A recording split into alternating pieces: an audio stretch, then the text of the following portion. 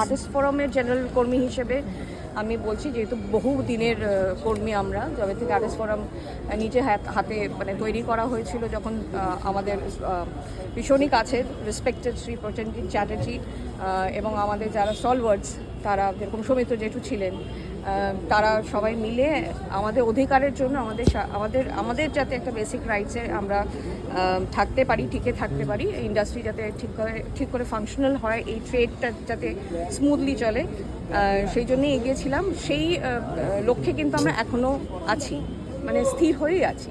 এই যে তুমি আলাদা বলছো যে এক দল, ওখানে এক দল সবাই তো এক জায়গায় আসতে পারবে না, হাজার রকম প্রশ্ন উঠতে পারে, কিন্তু ওখান থেকেও অনেক কিছু প্রসিডিংস আছে, ওখান থেকেও অনেকজনকে একটা জায়গায় যেতে হবে, সেখানে গিয়ে নানান লিগাল ফর্মালিটিস আছে, সেগুলোকে আরও এগিয়ে নিয়ে যাওয়ার জন্য, যেটা তদন্তের স্বার্থে যেগুলো দরকার, এফআইআর করার, প্লেস অফ অকারেন্সকে দেখা দরকার, বা আরও অনেক কিছু আছে যেগুলো আস্তে আস্তে সবাই হয়তো জানতে পারবেন। আমরা তো সব কিছু সোশ্যাল মিডিয়াতে বলতে পারি না, সেটা মানে বলাটাও উচিত নয়, তাই জন্যই হয়তো এই ধরনের, যেহেতু কমিউনিকেশন কোথাও আমাদের ইন্টারনাল কিছু কথাবার্তা থাকে, যেগুলো আমাদের মানে আমাদের এখতিয়ারের মধ্যে থাকে না, বা আমাদের কাছে সেই ক্যাপাসিটিটা থাকে না যে আমরা সব বলে দিই। বিকজ যারা এক্সিকিউটিভ বডিতে আছে, তারা যারা ইলেক্টেড বডিতে আছে, মানে ইলেক্টেড এক্সিকিউটিভ বডিতে আছে, তারা যথেষ্ট বুদ্ধি দিয়ে কাজটা এগিয়ে নিয়ে যাওয়ার চেষ্টা করছে।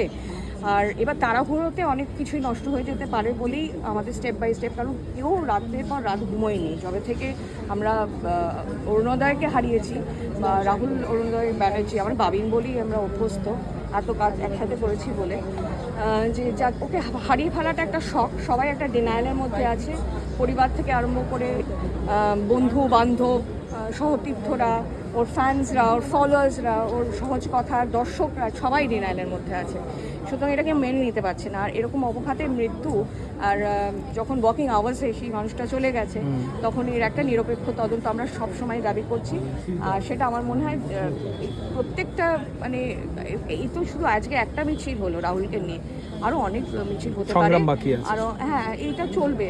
এই দামানল আমরা এত তাড়াতাড়ি জল দিয়ে অন্তত ভিজিয়ে দিতে পারবো না, বন্ধ করতে পারবো। গতকাল আমার এক সহকর্মী, তার সাথে কথা হয়েছিল, যে এক্সিকিউটিভ বডিতে আছে, আমরা সবার সাথে যোগাযোগে আছি। তিনি আমাদেরকে বলেছিলেন যে উত্তরটা দেওয়া হয়েছে মেল মারফত, সেটা যেহেতু একটা, আমাদের তো চিঠিটা ওভাবেই দেওয়া হয়, একটা ফরম্যাট আছে, বা আমাদের একটা নির্দিষ্ট প্রসেস আছে, যেই মাধ্যম দিয়ে আমাদেরকে যেতে হবে, এগোতে হবে।